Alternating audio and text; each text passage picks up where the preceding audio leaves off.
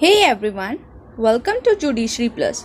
आज से हम स्टार्ट करने वाले हैं अपना न्यू एक्ट जो सीबीआई असिस्टेंट पब्लिक प्रोसिक्यूटर के लिए बहुत इंपॉर्टेंट एक्ट है, जो कि है हमारा the central vigilance commission act of 2013। तो एक छोटा सा एक्ट है, तो हम इसको जल्दी कोशिश करेंगे कंप्लीट करने का। ठीक है, तो हमारे इस एक्ट में टोटल 5 चैप्टर्स हैं। ठीक है, टोटल 5 चैप्टर्स हैं और सेक्शंस कितने हैं? तो सेक्शंस हमारे 27 हैं। तो आप भी देख सकते हो कि इसमें टोटल 5 चैप्टर एंड 27 सेक्शंस हैं। ठीक है, तो चलिए स्टार्ट करते हैं हम अपने एक्ट के साथ। तो जो हमारा एक्ट है, इससे कहते इसका ऑब्जेक्टिव क्या है? तो ऑब्जेक्टिव से पहले हम ये देखते हैं कि हमारा एक्ट नंबर क्या है। तो ये 45 ऑफ 2003 है। जैसा कि मैंने अपने सारे एक्ट में आपको बताया है कि ये नंबर क्या होता है। ये वो नंबर होता है जो 2003 में ये कितना नंबरवा एक्ट था जो कि आया था, जो इनैक्ट हुआ। तो ये 45 नंबर ऑफ एक्ट था जो इनैक्ट हुआ था। ये क्वेश्चन आ सकता है, इसलिए मैं हर एक्ट में आपको ये बताती हूँ। फिर इसका इनैक्टमेंट डेट दिया हुआ है जो कि है 11 सितंबर 2003। ठीक है, 11 सितंबर 2003 को ये इनैक्ट हो गया था हमारा। ठीक है, अब चलते हैं ऑब्जेक्टिव पे। तो ऑब्जेक्टिव क्या है? इस एक्ट को इम्प्लीमेंट करने के पीछे क्या ऑब्जेक्टिव था हमारे लॉ कमीशन का या हमारे पार्लियामेंट का ऑब्जेक्टिव क्या था? तो an act to provide for the constitution of a central vigilance commission to inquire or cause inquiries to be conducted into the offence alleged to have been committed under the Prevention of Corruption Act of 1988 by certain categories of public servant of the central government, corporations established by or under Central Act, government companies, society and local authorities owned or controlled by the central government and for matters connected therewith or incidental thereto। ठीक है, तो ये जो act है ये क्या provide करता है? ये प्रोवाइड करता है कॉन्स्टिट्यूशन, सिविल विजिलेंस कमीशन का कॉन्स्टिट्यूशन ये प्रोवाइड करता है। और वो किस लिए करता है? ताकि इंक्वायर कर सके या इंक्वायर करा सके। ठीक है, किस चीज़ का इंक्वायरी? कंडक्ट और ऑफेंसेस जो कि किसने किया है, जो कि पब्लिक सर्वेंट ने किया है under prevention of corruption act of 1988 के अंदर पब्लिक सर्वेंट ने किया है। वो पब्लिक सर्वेंट किसका है? सेंट्रल गवर्नमेंट का है, कॉरपोरेशन का है, जो इस्टेब्लिश होता है सेंट्रल एक्ट के थ्रू, गवर्नमेंट कंपनी के थ्रू, सोसाइटीज़ के थ्रू और लोकल अथॉरिटीज़ के थ्रू। ठीक है, और जो कंट्रोल किया जाता है सेंट्रल गवर्नमेंट के द्वारा किसी भी कनेक्टेड मैटर से या इंसिडेंटल मैटर से। ठीक है, तो बेसिकली जो सिविल विजिलेंस कमीशन एक्ट आया था ये इसलिए आया था ताकि ये इंक्वायरी कंडक्ट कर सके वैसे ऑफेंस से रिलेटेड जो कि प्रिवेंशन ऑफ करप्शन एक्ट 1988 के अंदर होता है। और वो पब्लिक सर्वेंट करता है जो कि सेंट्रल गवर्नमेंट के द्वारा इस्टेब्लिश कॉरपोरेशन में काम करता है, या तो उसकी कंपनी या सोसाइटी या लोकल अथॉरिटीज से रिलेटेड है, इंसिडेंटल या डायरेक्टली। ठीक है, तो ये था ऑब्जेक्टिव हमारे सेंट्रल विजिलेंस कमीशन एक्ट के आने का। अब जो था ये एक्ट कब आया था? तो ये 54th year of Republic of India के ईयर में आया था, यानी कि 54th ईयर में आया था। जिस साल हमारा देश जो है रिपब्लिक घोषित हुआ उसके 54th ईयर में ये एक्ट हमारा आया जो कि 2003 में था। ठीक है, अब देखते हैं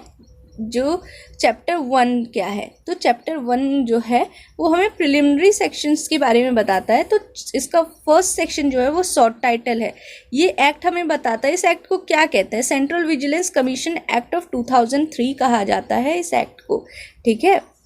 अब जो है डेफिनेशन पार्ट जो कि इम्पोर्टेंट होता है किसी भी एक्ट में, तो उसमें जो पहला डेफिनेशन है वो सेंट्रल विजिलेंस कमिश्नर का है। इसका मतलब क्या होता है? तो सेंट्रल विजिलेंस कमिश्नर वो होते हैं जो सेक्शन नंबर 4 के क्लॉज 1 में अपॉइंट होते हैं। फिर क्लॉज बी में है कमीशन का मीनिंग। तो इसमें बताया गया है जो 3 क्लॉज 1 में जो है कॉन्स्टिट्यूट जो होता है वो होता है सेंट्रल विजिलेंस कमीशन। अब जो सी में है वो है दिल्ली स्पेशल पुलिस इस्टेब्लिशमेंट। इसका मतलब क्या होता है? इसका मतलब होता है कि दिल्ली स्पेशल पुलिस इस्टेब्लिशमेंट जो कॉन्स्टिट्यूट हुआ है 2 क्लॉज 1 के Delhi special police establishment act of 1946 के अंदर। ठीक है, फिर डी में हमें गवर्नमेंट कंपनी के बारे में बताया जा रहा है, जो कि कंपनी एक्ट 1956 के अंदर है। याद रखिएगा यह 1956 है, 2013 नहीं है। तो जो 1956 के अंदर गवर्नमेंट कंपनी बनती है वो है। फिर इसमें जो एक क्लॉज ऐड हुआ है, जो DA क्लॉज है,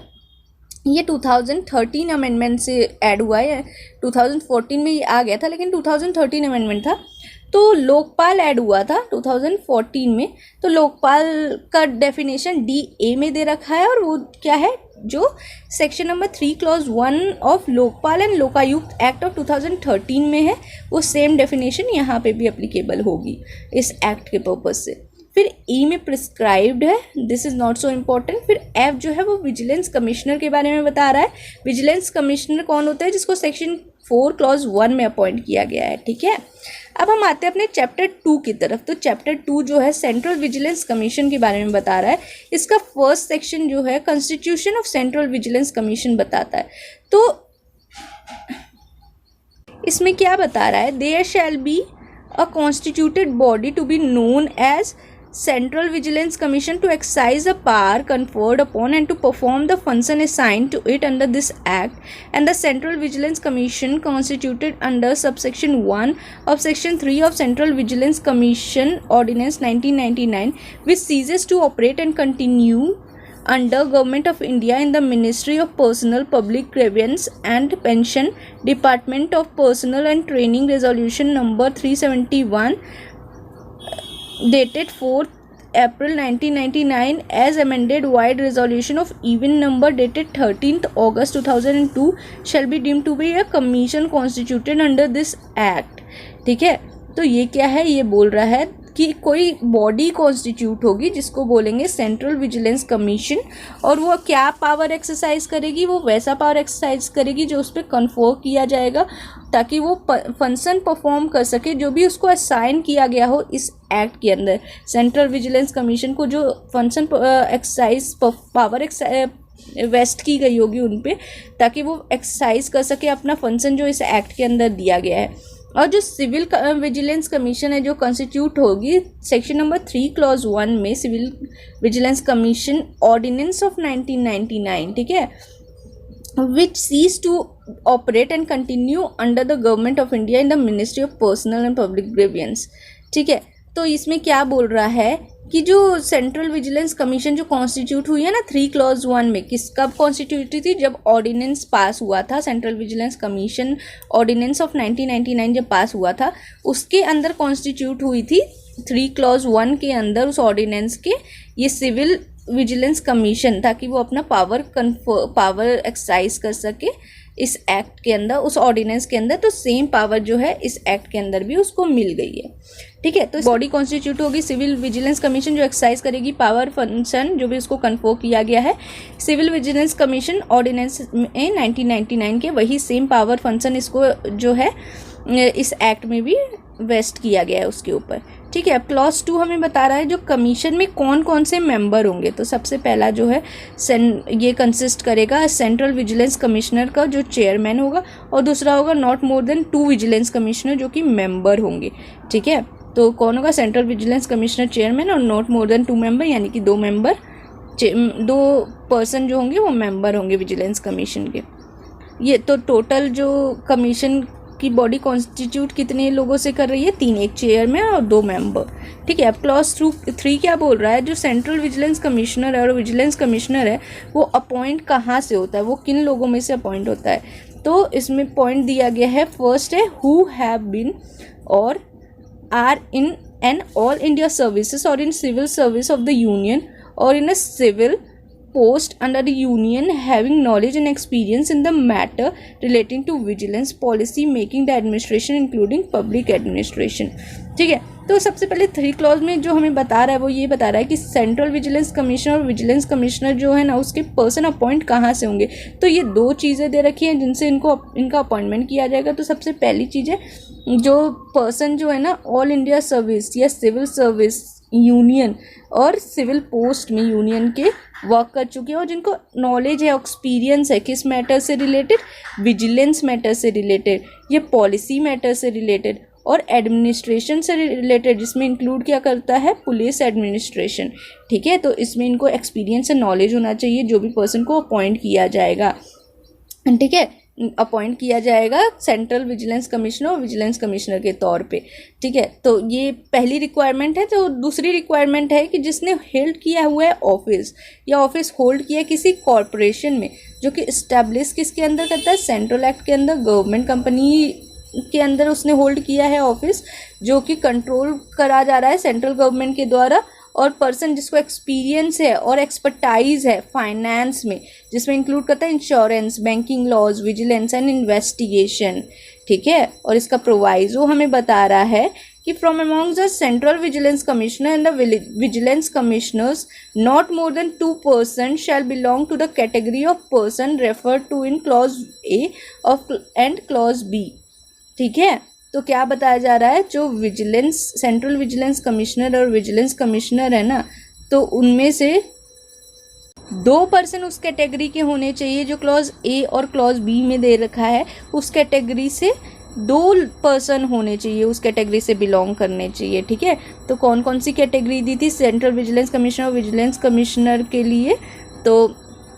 पहला था कि जिसने ऑल इंडिया सर्विसेज या सिविल सर्विसेज यूनियन के अंदर या सिविल पोस्ट होल्ड किया है और जिसका नॉलेज है या एक्सपीरियंस है विजिलेंस से रिलेटेड या एडमिनिस्ट्रेशन से रिलेटेड, जिसमें इंक्लूड करता है पुलिस एडमिनिस्ट्रेशन। और दूसरी चीज़ थी जिसने होल्ड किया है ऑफिस कॉर्पोरेशन के अंदर, जो कि सेंट्रल एक्ट के अंदर इस्टेब्लिश किया है, या तो कोई गवर्नमेंट कंपनी जो सेंट्रल गवर्नमेंट के थ्रू ओन होती है और उसके पास एक्सपीरियंस और एक्सपर्टाइज है किसके रिलेटेड, फाइनेंस से रिलेटेड, जिसमें इंक्लूड करता है insurance, banking laws, vigilance and investigation. ठीक है, और प्रोवाइजो में ये बोल रहा है कि 2 लोगों से ज़्यादा नहीं होने चाहिए इस दो कैटेगरी में जो फॉल करेंगे, ये 2 लोग ही होने चाहिए इसके लिए। अब जो क्लॉज 4 है वो बता रहा है कि जो सेंट्रल गवर्नमेंट है ना, वो अपॉइंट करेगी, किसको अपॉइंट करेगी, सेक्रेटरी को कमीशन के लिए, ऐसे टर्म्स एंड कंडीशन पे जो भी उसको सही लगता है, ताकि वो एक्सरसाइज कर सके पावर और डिस्चार्ज कर सके ड्यूटी। किसकी ड्यूटी, एज अ कमीशन में रेगुलेशन स्पेसिफाई, तो वैसी पावर एक्सरसाइज करेगी या वैसी ड्यूटी डिस्चार्ज करेगी जो कमीशन जो है ना रेगुलेशन से स्पेसिफाई करेगी इस बिहाफ में। तो सेंट्रल गवर्नमेंट अपॉइंट कर रही है सेक्रेटरी को कमीशन के, ऐसे टर्म्स एंड कंडीशन पे जो भी उसको सही लगता है, और उसको पावर देगी और उसको ताकि वो डिस्चार्ज कर सके अपनी ड्यूटी एज अ कमीशन, और वो रेगुलेट होगा उस बिहाफ में जो भी स्पेसिफाई किया गया है। ठीक है, ये हमें क्लॉज 4 में बता रहा है। अब हम आते हैं क्लॉज 5 की तरफ, जो कि हमारे बता रहा है कि central vigilance commissioner, the other vigilance commissioner and the secretary to the commission appointed under the central vigilance commission act ordinance 1999 और the resolution of the government of India in the ministry of personal public grievance and pension department shall be deemed to have been appointed under this act on the such terms and condition including the term of office subject to which they were appointed under the said ordinance or resolution as the case may be। तो इसमें बस यही बताया गया है कि जो भी सेंट्रल विजिलेंस कमिश्नर होंगे ना, और जो अदर विजिलेंस कमिश्नर होंगे और जो सेक्रेटरी होंगे इस कमीशन के अंदर, उनको अपॉइंट किया गया है central vigilance commission ordinance of 1990 के अंदर, तो वो माना जाएगा कि उसको अपॉइंट किया गया इस एक्ट के अंदर, वैसे टर्म्स एंड कंडीशन में जो भी इस एक्ट के अंदर दिया गया है। ठीक है, तो जो भी ऑर्डिनेंस के अंदर किसी सेंट्रल विजिलेंस कमिश्नर या अदर विजिलेंस कमिश्नर या सेक्रेटरी को अपॉइंट किया गया है, तो उसको माना जाएगा इस एक्ट के अंदर अपॉइंट किया गया है। अब इसमें एक्सप्लेनेशन के लिए बोला जा रहा है कि जो एक्सप्रेशन है टर्म ऑफ ऑफिस, उसको माना जाएगा कि टर्म ऑफ ऑफिस है with effect to the date the central vigilance commissioner or any vigilance commissioner has entered upon his office and continue as such under this act। तो ये क्या माना जाएगा टर्म ऑफ ऑफिस को, ये माना जाएगा वैसा टर्म ऑफ ऑफिस जिससे सेंट्रल विजिलेंस कमिश्नर या विजिलेंस कमिश्नर ने अपने ऑफिस में एंटर किया था और उस दिन से अपना काम स्टार्ट किया था इस एक्ट के अंदर। ठीक है, तो ये माना जाएगा टर्म ऑफ ऑफिस जिस दिन से एंटर किया था और अपना काम स्टार्ट किया था। और 6 क्लॉज में बता रहा है कि इसकी हेडक्वार्टर जो है ना न्यू दिल्ली में होगी। तो सिंपल है। अब हम आते हैं अपने सेक्शन नंबर 4 पे। तो सेक्शन नंबर 4 में हमें बताया गया appointment of central vigilance commissioner and vigilance commissioner. अब इन लोगों का अपॉइंटमेंट कैसे होगा, तो ये जो सेंट्रल विजिलेंस कमिश्नर है ना और विजिलेंस कमिश्नर है, वो अपॉइंट किए जाएंगे प्रेसिडेंट के द्वारा और under by warrant under his hand and seal. ठीक है, फिर जो है प्रोवाइजो बोल रहा है कि जितने भी अपॉइंटमेंट होंगे ना इस सबसेक्शन के अंदर, वो कब होंगे, वो after obtaining the recommendation of the committee. तो प्रेसिडेंट अपॉइंटमेंट करेगी, बिल्कुल करेगी, लेकिन वो रिकमेंडेशन किसकी लेगी, वो कमेटी की रिकमेंडेशन लेगी। और कमेटी में कौन कौन मेंबर होंगे, सबसे पहले तो प्राइम मिनिस्टर होंगे जो कि चेयरपर्सन होंगे, फिर जो होंगे मिनिस्ट्री ऑफ होम अफेयर होंगे जिनको मेंबर माना जाएगा इस कमेटी का, और थर्ड जो होंगे वो लीडर ऑफ अपोजिशन होंगे हाउस ऑफ पीपल में, लोकसभा में, वो भी मेंबर होंगे। यानी कि ये क्वेश्चन आपको आ सकता है कि मेंबर कौन कौन से होंगे इस कमेटी के, जो कि सेंट्रल विजिलेंस कमिश्नर और विजिलेंस कमिश्नर के अपॉइंटमेंट के लिए रिकमेंडेशन देता है प्रेसिडेंट को। तो ये इसमें 3 मेंबर होंगे, सबसे पहले चेयरमैन जो प्राइम मिनिस्टर होगा, ministry of home affair member होगा, और लीडर ऑफ अपोजिशन लोकसभा का वो भी मेंबर होगा। अब एक्सप्लेनेशन इसमें बताया जा रहा है, लीडर ऑफ अपोजिशन जो है ना लोकसभा के, वो कौन होंगे, no such leader has been so recognised include the leader of a single largest group in opposition of the government in the house of people. मतलब इसमें इंक्लूड करेंगे वैसे लीडर, ठीक है, जहाँ की कोई लीडर नहीं है, रिकॉग्नाइज नहीं कर रहे हैं अपोजिशन लीडर, तो वहाँ वैसे ही लीडर इंक्लूड करेंगे जो सिंगल लार्जेस्ट ग्रुप के अपोजिशन में, जो सिंगल लार्जेस्ट ग्रुप है ना गवर्नमेंट में, जो कि लोकसभा में है, उसके लीडर भी अपोजिशन लीडर माने जाएंगे, जहाँ कोई ऐसे लीडर नहीं रिकॉग्नाइज किए जा रहे हैं। ठीक है, अगर रिकॉग्नाइज किए हैं तो फिर कोई प्रॉब्लम ही नहीं है। जहाँ रिकॉग्नाइज नहीं हो रहा है कोई opposition leader house of people में, तो वैसे लीडर्स में इंक्लूड होंगे जो सिंगल लार्जेस्ट ग्रुप जो अपोजिशन में है ना गवर्नमेंट के लोकसभा में, तो वो माना जाएगा कि ये लीडर ऑफ अपोजिशन है इन द हाउस ऑफ पीपल इस सबसेक्शन के अंदर। फिर इसका जो सेकेंड क्लॉज है ये हमें बता रहा है कि कोई भी अपॉइंटमेंट नहीं होगी सेंट्रल विजिलेंस कमिश्नर की या विजिलेंस कमिश्नर की, इनवैलिड नहीं होगी। किस लिए नहीं होगी, बस इस रीज़न से कि वैकेंसी थी कोई कमेटी में। मान लीजिए कोई 3 मेंबर की कमेटी है, अब उसमें से कोई एक मेंबर नहीं था और उस टाइम में रिकमेंडेशन दे दी उसने प्रेसिडेंट को कि आप अपॉइंट कर लो इस पर्सन को as a central vigilance commissioner या विजिलेंस कमिश्नर, और उसने दे दिया अपना रिकमेंडेशन, और उस रिकमेंडेशन से प्रेसिडेंट ने अपॉइंट भी कर लिया, एंड देन ये पता चला कि यहाँ तो एक वैकेंसी थी इस कमेटी में, तो बस इस पर्पस के लिए उनका डिसीजन जो है ना वो इनवैलिड नहीं हो जाएगा। ठीक है, ये क्लॉज बी था 4 का। अब 5 पे आता है कि टर्म्स और कंडीशंस क्या होंगे service of central vigilance commissioner की। ठीक है, तो अब इसमें बताया जा रहा है कि subject to the provision of section 3 and 4 central vigilance commissioner hold office for a term of 4 years from the date he enters upon the office or till he attain the age of 65 years, whichever is earlier. The Central Vigilance Commission on ceasing to hold the office shall be ineligible for reappointment of the commission. तो इसमें क्या बताया जा रहा है, इसमें simply ये बताया जा रहा है कि जो सेंट्रल विजिलेंस कमिश्नर है ना वो कितने साल तक होल्ड करेंगे ऑफिस, तो वो 4 years तक होल्ड करेंगे, या वो 65 ईयर्स की एज तक होल्ड करेंगे, और इन दोनों में से विचेवर इज अर्लियर, जो पहले होगा ना उस दिन से वो सीज टू होल्ड ऑफिस हो जाएंगे, उस दिन उनका कार्य समाप्त हो जाएगा, वो अपने ऑफिस से वो निकल जाएंगे, उनका ख़त्म हो जाएगा ड्यूरेशन टर्म जो था सर्व करने का। और एक बार वो निकल गए ना तो फिर वो रीअपॉइंटमेंट नहीं किया जा सकता है उनका। ठीक है, वो इनएलिजिबल हो जाता है रीअपॉइंटमेंट के लिए। ये हमें बता रहा है क्लॉज 1। अब क्लॉज 2 हमें बता रहा है कि subject to the provision of 3 and 4 every vigilance commissioner shall hold office for a term of 4 years from the date on which he enters upon his office or till he attend the age of 65 years or whichever is earlier. अब first clause में हमें बताया जा रहा था central vigilance commissioner के बारे में, सेकेंड क्लॉज में हमें बताया जा रहा है विजिलेंस कमिश्नर जितने हैं ना वो भी होल्ड करेंगे ऑफिस कब तक, 4 years तक, और वो भी होल्ड करेंगे 65 years तक, विच एवर इज अर्लियर। तो सेम ही है दोनों की एलिजिबिलिटी। ठीक है, बस ये नहीं है कि जो सेंट्रल विजिलेंस कमिश्नर है वो रीअपॉइंटमेंट नहीं हो सकता उनका, बट इसमें ऐसी कुछ कंडीशन नहीं दे रखी है। बट इसमें एक प्रोवाइजो ऐड किया गया है तो कि जितने भी विजिलेंस कमिश्नर है ना एक बार होल्ड कर लेंगे ऑफिस। देखिए इसमें दिया है कि एक बार उन्होंने होल्ड कर लिया ऑफिस, ठीक है, तो वो एलिजिबल होंगे सेंट्रल विजिलेंस कमिश्नर बनने के लिए। ठीक है, तो मतलब वो अगर वो मेंबर है और उनका कार्यकाल समाप्त हो जाता है तो वो बन सकते हैं सेंट्रल विजिलेंस कमिश्नर में। अब सेंट्रल विजिलेंस कमिश्नर में क्या दिया था कि वो इन एलिजिबल है रीअपॉइंटमेंट के लिए, लेकिन जो मेंबर हैं वो प्रमोट होकर सेंट्रल विजिलेंस कमिश्नर तो बन सकते हैं ना, इसलिए इसमें प्रोवाइजो में दे रखा है कि ये बन सकते हैं सेंट्रल विजिलेंस कमिश्नर, ये एलिजिबल है।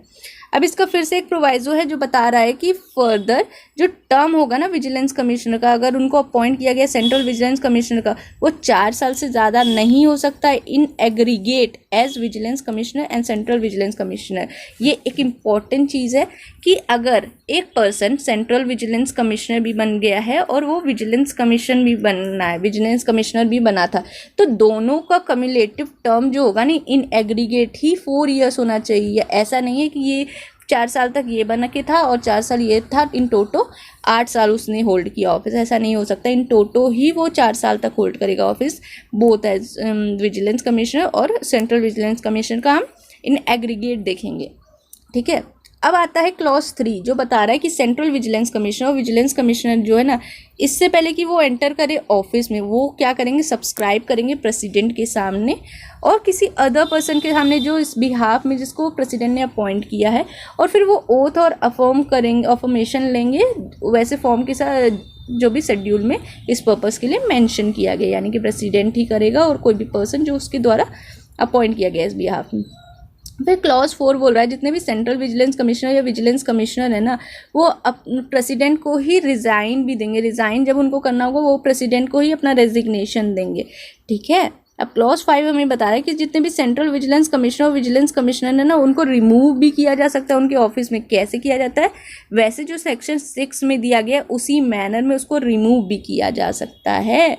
फिर सबसेक्शन 6 हमें बोल रहा है जब वो सीज हो जाएगा ना उनका ऑफिस होल्ड करना, तो सेंट्रल विजिलेंस कमिश्नर और जितने भी अदर विजिलेंस कमिश्नर है ना वो इनएलिजिबल हो जाएंगे। तो किन चीज़ों के लिए इनएलिजिबल हो जाएंगे कि वो नहीं बन सकते, कोई डिप्लोमेटिक असाइनमेंट नहीं कर सकते, appointment as administrator in the union territory उनका अपॉइंटमेंट नहीं हो सकता है एज एन एडमिनिस्ट्रेटर किसी यूनियन टेरिटरी में, और कोई अदर असाइनमेंट या अपॉइंटमेंट भी नहीं हो सकता उनका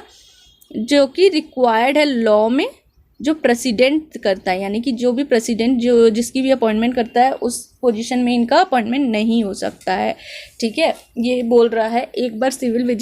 विजिलेंस कमिश्नर आप बन गए तो आप कोई भी पोजीशन होल्ड नहीं कर सकते हो जिसको प्रेसिडेंट अपॉइंट करता है, और कोई डिप्लोमेटिक असाइनमेंट भी नहीं ले सकते हो, या कोई आप यूनियन टेरिटरी के एडमिनिस्ट्रेटर भी नहीं बन सकते हो। फर्दर क्या बोल रहा है कि कोई एम्प्लॉयमेंट नहीं ले सकते हो किसी ऑफिस ऑफ प्रॉफिट में गवर्नमेंट ऑफ इंडिया के अंदर और गवर्नमेंट ऑफ किसी स्टेट के अंदर, यानी कि आप गवर्नमेंट ऑफ इंडिया के अंदर भी काम नहीं कर सकते और स्टेट के अंदर भी काम नहीं कर सकते हो। ठीक है, सेंट्रल विजिलेंस कमिश्नर बन गए तो।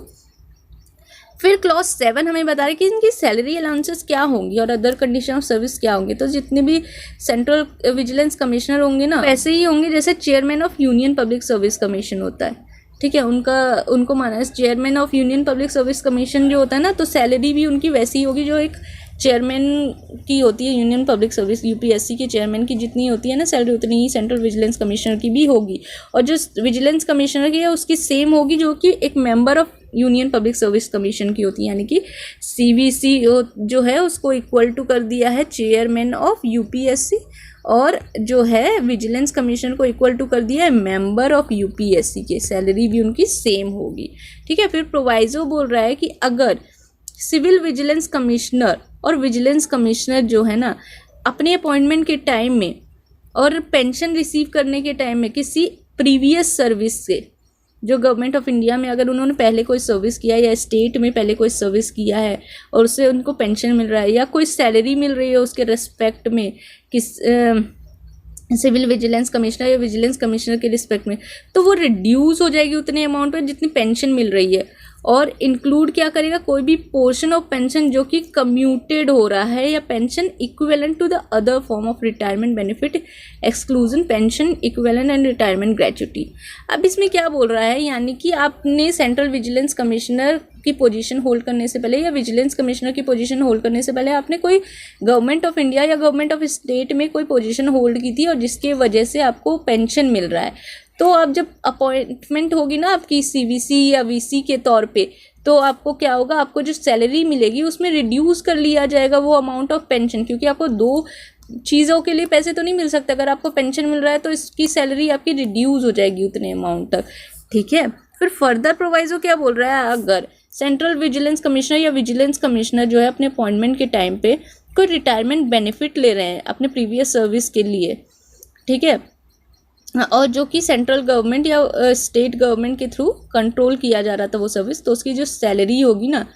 सर्विस सीवीसी की या वीसी की, वो फिर रिड्यूस हो जाएगी उस pension equivalent to retirement benefit. यानी कि जो फर्स्ट प्रोवाइजो में बता रहा था कि आपको कोई पेंशन मिल रही है, अब दूसरे प्रोवाइजो में बता रहा है कि आपको जो है ना कोई रिटायरमेंट बेनिफिट मिल रही है, तो वो भी रिड्यूस हो जाएगा आपकी सैलरी से।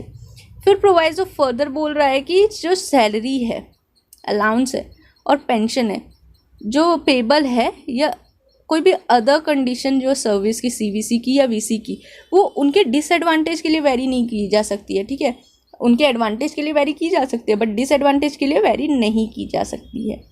ठीक है। तो एक बहुत ही इंपॉर्टेंट सेक्शन था, ध्यान से देखिएगा, बार बार सुनिएगा, बार बार इसको रिवाइज करते रहिएगा तो आपको चीज़ें याद हो जाएंगी। फिर हमें आता है सेक्शन नंबर 6 जो कि बता रहा है removal of central vigilance commissioner और विजिलेंस कमिश्नर। अब इसके रिमूवल के बारे में बात हो रही है, तो रिमूवल कैसे होगा, तो सेंट्रल विजिलेंस कमिश्नर और विजिलेंस कमिश्नर जो है ना उसको रिमूव किया जा सकता है उनके ऑफिस से, किसके ऑर्डर पे, प्रेसिडेंट के ऑर्डर पे, ठीक है। प्रेसिडेंट के ऑर्डर पे ही किया जाएगा क्योंकि उसको अपॉइंट भी प्रेसिडेंट ही करता है, बट ग्राउंड क्या होगा, प्रूव्ड मिसबिहेवियर और incapacity after the Supreme Court on reference made to it by the President inquiry reported that the Central Vigilance Commissioner and Vigilance Commissioner as the case may be ought to such ground be removed,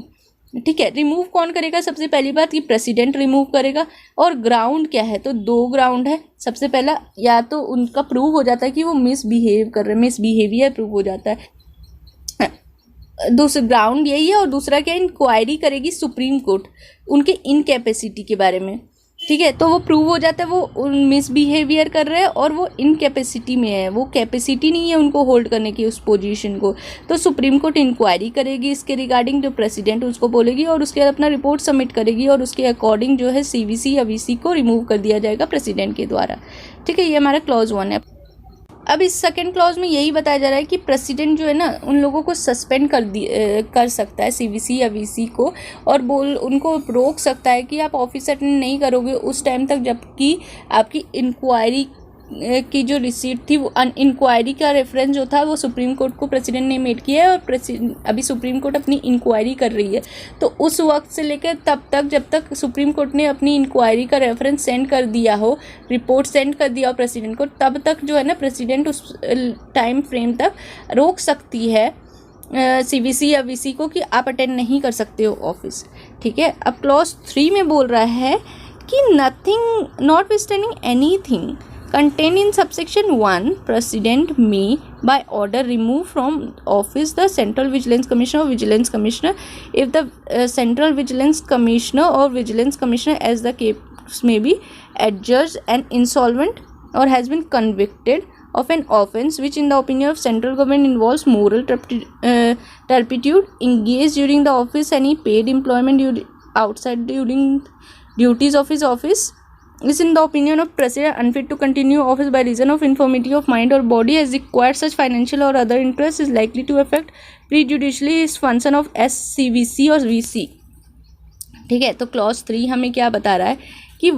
clause 1 में कुछ भी दिया हो, president जो है ना order देके remove कर सकती है किसी भी सेंट्रल विजिलेंस कमिश्नर को या विजिलेंस कमिश्नर को, अगर वो है कि इट एडजस्ट एंड इंसॉल्वेंट, अगर वो जो सीवीसी या वीसी है वो इंसॉल्वेंट हो जाता है तो फिर उसको रिमूव कर दिया जाएगा प्रेसिडेंट के द्वारा। अगर वो कन्विक्ट हो जाता है किसी ऑफेंस में और जो सेंट्रल गवर्नमेंट के ओपिनियन में लगता है ये मोरल टर्पिट्यूड से रिलेटेड कोई ऑफेंस था, ठीक है, और उसमें अगर कन्विक्ट हो गया है तो फिर उसको निकाल दिया जाएगा उस पोजीशन से। फिर थर्ड में बताया जा रहा है कि वो इंगेज है किसी ऑफिस में जिसमें उसको पेमेंट मिल रही है, वो पेड एम्प्लॉयमेंट में इंगेज है और अपने ऑफिस से आउटसाइड, सीवीसी और वीसी के ऑफिस से आउटसाइड भी उसको पैसे मिल रहा है किसी एम्प्लॉयमेंट से, तो भी निकाल दिया जाएगा। और अगर प्रेसिडेंट के ओपिनियन में उसको लगता है कि ये अनफिट हो गया है due to infirmity of mind और बॉडी, कि वो होल्ड नहीं कर सकता ये ऑफिस, तो भी उसको निकाल दिया जाएगा। और 5वीं चीज़ जो है वो उसको ऐसा लगता है कि उसने एक्वायर किया कोई ऐसा फाइनेंशियल या अदर इंटरेस्ट जो कि प्रिजुडिशली क्या करेगा, उसके फंक्शन को as a civil vigilance commissioner और विजिलेंस कमिश्नर अफेक्ट करेगा, ठीक है, तो ये चीज़ हो गई। और इसका लास्ट क्लॉज जो है वो क्या बता रहा है, सेंट्रल विजिलेंस कमीशन और विजिलेंस कमिश्नर ना किसी भी रूप में इंटरेस्टेड है, कंसर्न है किसी भी कॉन्ट्रैक्ट या अग्रीमेंट से जो गवर्नमेंट ऑफ इंडिया के थ्रू के साथ मेड किया जा रहा है on behalf of government of India के, वो मेड कर रहे हैं कोई भी अग्रीमेंट या कॉन्ट्रैक्ट, वो गवर्नमेंट ऑफ इंडिया के बिहाफ में मेड कर रहे हैं और वो पार्टिसिपेट कर रहे हैं किसी भी तरह की, उनको कोई प्रॉफिट हो सकता है उस अग्रीमेंट से, उस कॉन्ट्रैक्ट से, और वो जो अग्रीमेंट है ना या कॉन्ट्रैक्ट है ना, वो उनको जो प्रॉफिट हो रही है वो आउटसाइड ऑफ हिज ऑफिस हो रही है, यानी कि वो एज अ मेंबर वो प्रॉफिट नहीं ले रहे, वो इंडिविजुअल कैपेसिटी में उनको प्रॉफिट हो रही है। तो ऐसे कंडीशन में वो माना जाएगा कि ये मिसबिहेवियर के लिए गिल्टी है, ऐसे सीबीसी या वीसी मिसबिहेवियर के लिए गिल्टी है अगर वो पर्सनल बेनिफिट करना चाहते हैं जब वो अग्रीमेंट या कॉन्ट्रैक्ट में एंटर कर रहे हैं गवर्नमेंट ऑफ इंडिया के बिहाफ में। तो ठीक है, फिर आता है हमारा सेक्शन नंबर 7 जो कि बता रहा है power to make rule by the central government for staff. अब पावर किसके पास है स्टाफ को के लिए रूल बनाने के लिए, तो सेंट्रल गवर्नमेंट के पास। तो सेंट्रल गवर्नमेंट जो है कंसल्ट करेगी किसके साथ, कमीशन के साथ कंसल्ट करेगी और क्या करेगी, रूल बना देगी किसके रिस्पेक्ट में, कितने नंबर ऑफ मेंबर्स होंगे, स्टाफ होंगे कमीशन में, उनका कंडीशन ऑफ सर्विस क्या होगा, इन सब के लिए रूल बनाएगी सेंट्रल गवर्नमेंट। तो यहाँ हमारा खत्म होता है चैप्टर नंबर 2। अब हम आते हैं अपने चैप्टर नंबर 3 पे जो कि बता रहा है फंक्शन और पावर क्या होगा सेंट्रल विजिलेंस कमीशन का। ठीक है, तो पहला जो है सेक्शन नंबर 8 हमें बता रहा है कि जो भी फंक्शन या पावर होंगे ना कमीशन के, वो क्या होंगे, वो एक्सरसाइज करेंगे। सबसे पहली चीज में वो एक्सरसाइज करेगा सुपरिटेंडेंस किस पे, दिल्ली स्पेशल पुलिस एस्टेब्लिशमेंट के ऊपर वो अपना सुपरिटेंडेंस एक्सरसाइज करेगा। और जो है वो कब करेगा उसके ऊपर, जब वो इन्वेस्टिगेशन ऑफ ऑफेंस से रिलेटेड होगा जो कि कमिट हो रहा है prevention of corruption act of 1988 में, और कोई भी ऑफेंस जो पब्लिक सर्वेंट कर रहा है सबसेक्शन 2 के अंदर सीआरपीसी के। ठीक है, तो और उसको चार्ज किया जाएगा ट्रायल के लिए। तो यानी कि जो पहला फंक्शन दिया गया है ये सीबीसी का वो है कि वो सुपरिटेंडेंट का काम करता है किसके ऊपर, दिल्ली स्पेशल पुलिस एस्टेब्लिशमेंट के अंदर। और वो जो है वो कब करेगा, जब वो इन्वेस्टिगेट कर रहा है किसी ऑफेंस से रिलेटेड जो कमिट हुआ है prevention of corruption act of 1988 के अंदर, या वो कोई पब्लिक सर्वेंट है जो स्पेसिफाइड किया गया है सबसेक्शन 2 के अंदर सीआरपीसी के, और उसको चार्ज किया गया ट्रायल के लिए। तो इसके ऊपर वो सुपरिटेंडेंट का फंक्शन परफॉर्म करेगा। फिर क्लॉज बी में हमारा बता रहा है कि ये जो सीबीसी है वो डायरेक्शन देगा, किसको डायरेक्शन देगा, दिल्ली स्पेशल पुलिस एस्टेब्लिशमेंट को, किस पर्पस के लिए, ताकि वो डिस्चार्ज करे रिस्पॉन्सिबिलिटी जो उसको इंट्रस्ट किया गया सबसेक्शन 1 के अंदर section 4 of Delhi special police establishment act of 1946। यानी कि उसको जो वो डायरेक्शन देगा दिल्ली स्पेशल पुलिस एस्टेब्लिशमेंट को ताकि वो डिस्चार्ज करे अपनी रिस्पॉन्सिबिलिटी सेक्शन 4 क्लॉज 1 के अंदर Delhi special police establishment act of 1946 में जो भी दे रखी है इसको। ठीक है, फर्दर प्रोवाइज ये बोल रहा है कि जब वो एक्सरसाइज करेगा ना पावर सुपरिटेंडेंस का क्लॉज ए के अंदर, और जब वो डायरेक्शन दे रहा होगा इस क्लॉज के अंदर, तो कमीशन जो है ना वो एक्सरसाइज नहीं करेगी पावर वैसे मैनर में ताकि वो रिक्वायर करे किसी दिल्ली स्पेशल पुलिस एस्टेब्लिशमेंट को इन्वेस्टिगेट करने के लिए और डिस्पोज ऑफ केस करने के लिए वैसे किसी पर्टिकुलर मैनर में। यानी कि ये क्या, यानी कि जब एक्सरसाइज करेगा वो पावर सुपरिटेंडेंट का क्लॉज ए के अंदर, जब वो सुपरिटेंडेंट का पावर एक्सरसाइज करेगा दिल्ली स्पेशल पुलिस एस्टेब्लिशमेंट के ऊपर इन्वेस्टिगेशन ऑफ ऑफेंस से रिलेटेड। ठीक है, तो जब भी वो एक्सरसाइज करेगा और डायरेक्शन देगा उस क्लॉज के अंदर, तो कमीशन जो होंगे ना वो एक्सरसाइज नहीं करेंगे वैसा पावर। ठीक है, वैसा पावर, क्योंकि जब ऑलरेडी आप सीबीसी जो है एक्सरसाइज कर रहा है तो फिर कमीशन क्यों एक्सरसाइज करेगी, तो कमीशन एक्सरसाइज नहीं करेगी वैसा पावर में जो रिक्वायर किया गया है Delhi special police establishment act के अंदर इन्वेस्टिगेट करने के या डिस्पोज ऑफ करने के लिए केस किसी पर्टिकुलर मैनर में। यानी कि जो है ये प्रिवेल हो जाएगा, सीबीसी प्रिवेल हो जाएगी, सीबीसी सुपरिटेंडेंट करेगी। तो वो उसमें जो है उस एक्ट में डीएसपीई एक्ट में जो है ना मेंशन जो किया है डायरेक्शन के लिए कमीशन का, वो नहीं देखेगी उस वक्त, क्योंकि एक अथॉरिटी तो ऑलरेडी देख रही है, फिर दूसरी अथॉरिटी को देखने का कोई मतलब नहीं है। फिर तीसरा फंक्शन जो है वो इंक्वायर करेगी या इंक्वायर करवाएगी या इन्वेस्टिगेशन करवाएगी किससे रिलेटेड, जो कि रेफरेंस मेड किया गया सेंट्रल गवर्नमेंट के द्वारा, जहाँ की ये अलीज किया गया है कि जो पब्लिक सर्वेंट है वो एम्प्लॉई है सेंट्रल गवर्नमेंट के किसी कॉर्पोरेशन में जो एस्टेब्लिश की गई है सेंट्रल एक्ट के अंदर या गवर्नमेंट कंपनी के द्वारा या सोसाइटी के अंदर या कोई लोकल अथॉरिटी के अंदर जो ओन किया जा रहा है, कंट्रोल किया जा रहा है गवर्नमेंट के द्वारा, और जिसने कमिट किया है कोई offence prevention of corruption act of 1988 के अंदर, और कोई ऑफेंस जो पब्लिक सर्वेंट जिसमें पब्लिक सर्वेंट जो है अंडर सीआरपीसी के चार्ज हो रहा है उसी ट्रायल में। ठीक है, तो इसका और एक फंक्शन क्या है सीबीसी का कि वो इंक्वायर कर सकती है या करवा सकती है कोई इन्वेस्टिगेशन का, जो कि सेंट्रल गवर्नमेंट के रेफरेंस जो सेंट्रल गवर्नमेंट रेफर कर रहा है, और जो जिसमें कि पब्लिक सर्वेंट जो है ना वो एम्प्लॉई है, और जहाँ ये अलीज किया जा रहा है कि कोई पब्लिक सर्वेंट जो है सेंट्रल गवर्नमेंट का एम्प्लॉय या कॉर्पोरेशन का जो स्टैब्लिश हो रहा है सेंट्रल गवर्नमेंट या गवर्नमेंट कंपनी या सोसाइटी या लोकल अथॉरिटी के अंदर जो कंट्रोल कर रहा है गवर्नमेंट, और उसने कोई ऑफेंस किया है प्रिवेंशन ऑफ करप्शन एक्ट के अंदर पब्लिक सर्वेंट इन्वॉल्व है करप्शन में। फिर चौथा जो फंक्शन है इसमें बताया जा रहा है कि वो इंक्वायर करेगा या करवाएगा वैसे इन्वेस्टिगेशन या कंप्लेंट किसी ऑफिशियल के अगेंस्ट जो बिलोंग कर रहा है किसी कैटेगरी ऑफ ऑफिशियल से, जो रेफर करता है सबसेक्शन 2 के अंदर, जहां अलीज किया गया है कि जो उसने कमिट किया है कोई offence prevention of corruption act of 1988 के अंदर, और कोई ऑफेंस जो है जिसमें पब्लिक सर्वेंट जो स्पेसिफाइड किया है सबसेक्शन 2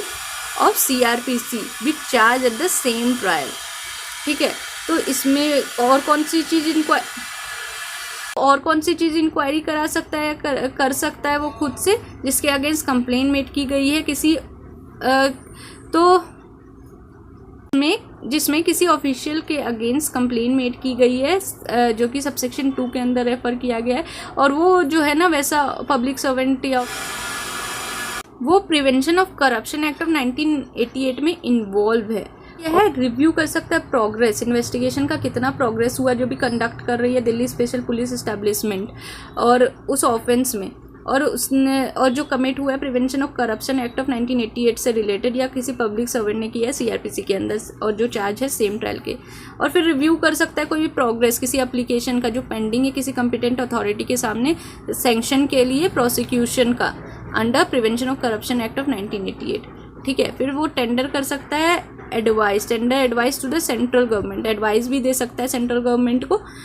ठीक है, और कॉरपोरेशन को जो स्टैब्लिश की गई है सेंट्रल गवर्नमेंट के द्वारा, गवर्नमेंट कंपनी को, सोसाइटी को, लोकल अथॉरिटी जो सेंट्रल गवर्नमेंट के द्वारा ओन या कंट्रोल की जाती है, और ऐसे अदर मैटर में जो भी रेफर की गई है गवर्नमेंट के द्वारा, और government company, society, local authority जो सेंट्रल गवर्नमेंट के द्वारा ओन की गई है उनको एडवाइस टेंडर कर सकती है ये सीवीसी। फिर वो सुपरिटेंडेंट एक्सरसाइज कर सकती है विजिलेंस एडमिनिस्ट्रेशन के ऊपर भी। ठीक है, विजिलेंस एडमिनिस्ट्रेशन के ऊपर भी सुपरिटेंडेंस एक्सरसाइज करेगी। और वेरियस मिनिस्ट्री की जो सेंट्रल गवर्नमेंट की है या कॉरपोरेशन की जो स्टैब्लिश है सेंट्रल एक्ट के अंदर, या government company, society, local authority जो कंट्रोल की गई है गवर्नमेंट के द्वारा, इन सब पे सुपरिटेंडेंस भी कर सकती है। प्रोवाइजो क्या बोल रहा है इस क्लॉज में, कुछ भी नहीं है जो माना जाएगा, ऑथराइज कर रहा है किसी कमीशन को ताकि वो एक्सरसाइज करे सुपरिटेंडेंस किस पे, विजिलेंस एडमिनिस्ट्रेशन पे, इन manner not consistent with the direction regarding vigilance matter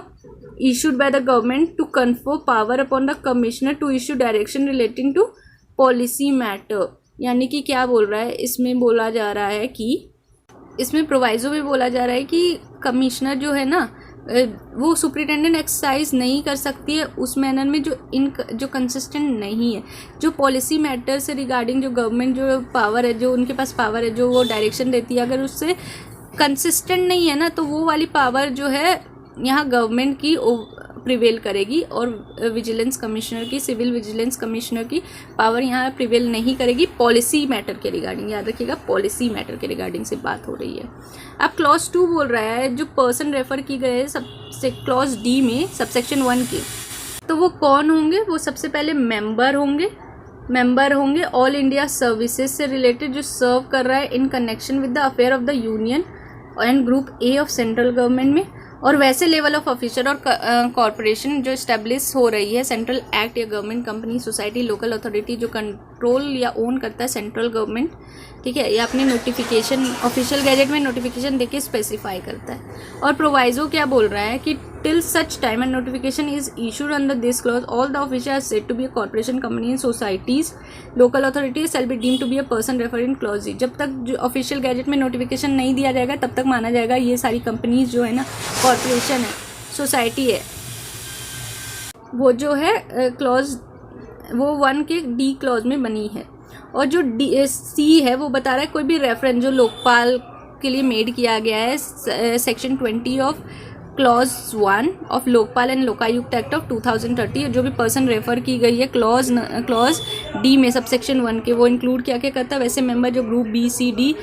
में है सेंट्रल गवर्नमेंट के सर्विस में, और ऐसे लेवल ऑफ ऑफिशियल स्टाफ और कॉर्पोरेशन जो स्टैब्लिश की गई सेंट्रल गवर्नमेंट के द्वारा, government company, society, local authority या ओन्ड और कंट्रोल करती है सेंट्रल गवर्नमेंट के द्वारा, और वो नोटिफिकेशन देके स्पेसिफाई करती है ऑफिशियल गैजेट में।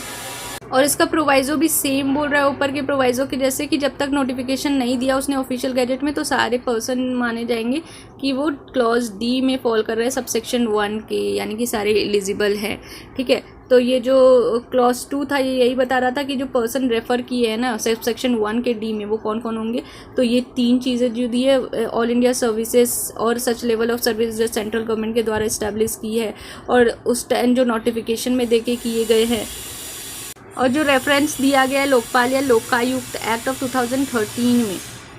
कि मेंबर है वो ग्रुप बी, ग्रुप सी और ग्रुप डी सर्विसेज के, और वैसे स्टाफ जिसको नोटिफिकेशन से ऑफिशियल गैजेट में देके सेंट्रल गवर्नमेंट ने ही स्पेसिफाई किया गया है। तो ये सारे पर्सन जो है वो एलिजिबल हो जाएंगे सबसेक्शन 1 क्लॉज डी के लिए। वो जो पर्सन रेफर किया गया है क्लॉज डी में, इसमें जो रेफर किया गया है ना क्लॉज 1 डी में, वो मान लिया जाएगा। ठीक है, तो आज के लिए हम इतना ही रखते हैं। तो मैं कोशिश करूँगी अपने नेक्स्ट लेक्चर में, यानी कि 2 सेशन में ये एक्ट पूरा कंप्लीट करा दूँ, और ताकि आपके लिए टाइम बचे, मैक्सिमम टाइम आप रिवाइज कर सको। अगेन एंड अगेन इस वीडियो को आप सुन के रिवाइज कर सकते हो और ईजिली जल्दी रिवाइज कर सकते हो। ठीक है, तो अगर आपको ये वीडियो अच्छा लगा तो please like, subscribe and share my channel with your friends. So this is all by my side. This is Twinkle signing off today's session. Thank you.